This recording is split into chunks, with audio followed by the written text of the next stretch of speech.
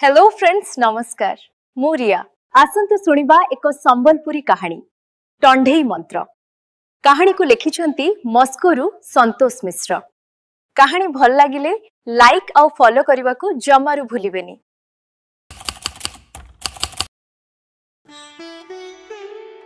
से दिन मु जेते बेले खंडी झुरी ना खाए बोली कहले सभे आबाकाबा हे गले। इटा मुई मोर मामू घर गाँ गुदेर पालिर कथा कहूछे। सानबेले मोर सबु दसरा और खरा छुट्टी मामू घर गुदेर पालिन बीतीछे। बरगढ़ सरकारी बस बगले रंगी रंगी 40 किलोमीटर रास्ता के 2.5 घंटा लगुला। सेटा भी विदेश गला बागिल लगे। बड़ा माइन करन मोर मामू घर लोके। गुदेर पालिर सबु पिला मोर मामू और सबु बड़ माने मोर दादा। से बेले तो जो मोटर गाड़ी न चलू थई 2 कोस दूरियानु मोटर घुरघुरालाटा सुनी करी बस स्टेशन के बस लागबार आगनु मोर दादा बोले मोर मार बापा आमको नेबार लगी स्टेशन के हाजर। पतर फोड़ीबाटू बंतरा हेकरी घर के अमरीला बेल के मोर मामा बोले मोर मार माँ सोलता दीप जले करी पिढ़ा पारी करी टाकी थान। गुरस्ती मोर गोड़ धोन नाती के महापुरु बागिर मानन मोर मामा। मते भल लागसी बोली वर्षा पिठा आघनु करी रखी थान। मामार हाथर महल सिझा 4 मंजी खजा माड़िया तिकरी आज भी घा घे मोर सोर पड़सी।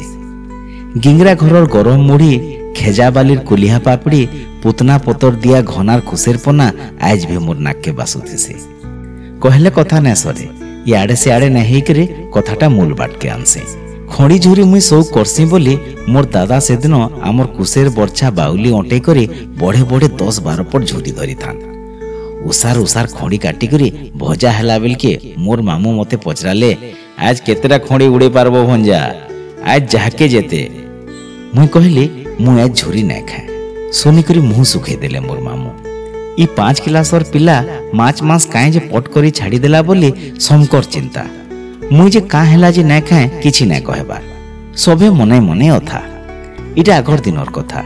जनक रातिर गाँ खुलिर मजा जे नाई देखी भाभी भी ना पारे।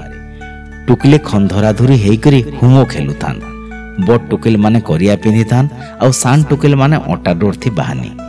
गीतर सोर छुटू थाए। झुरी तो झुरी बयरी झुरी तालमल मल काती असना मसना झरी जाऊचे मही रती रती। मुई आउ आमर सामना घरर सहदेव मामू पिढ़ानु बसी करी देखु थाऊ। मामू टढ़े टांगेन कथा सुनी करी मते डर भी लागु थाए। टढ़े रक चोहिबार और गोड़ ऊपर के करी मसान पदानु हाथे चालबार कथा सुनी करी मोर बाल टेंकरे ही जाऊ थाए। केभे टढ़ेटे सामना सामनी हे गले केंता कर्मी बोली मते चिंता सांगे डर भी लागु थाए। टढ़े की केंता करी आकट करी हेसी जे से मंत्रटा जानी छन और मते सिखाई दे पारबे बोली मामू जेते बेले कहले मते टिके हाय लागला। औरकल कथा इटा है जे टढ़े मंत्र सिखबार के हेले माछो मांस छाड़बार के पड़बा। मंत्र जानबार लुबे सांगे सांगे मुई आग पच विचार न करी करी कहि देली कि मुई आउ केभे आइस न खाए। से दिन झुरी बासना थी मगे जाऊ थाए। सभे 4-5 खंड लेखा खड़ी झुरी कंटा बाजी बाजी खाइला बेल के मुई कड्डी थी पातल घंटा सांगे दाल मिसे करी भात खाऊ थाए। खिसे लागू थाए। एतकी बरस उतारू से दिनर कथा सुर पड़ले आज भी हंसा लागसी।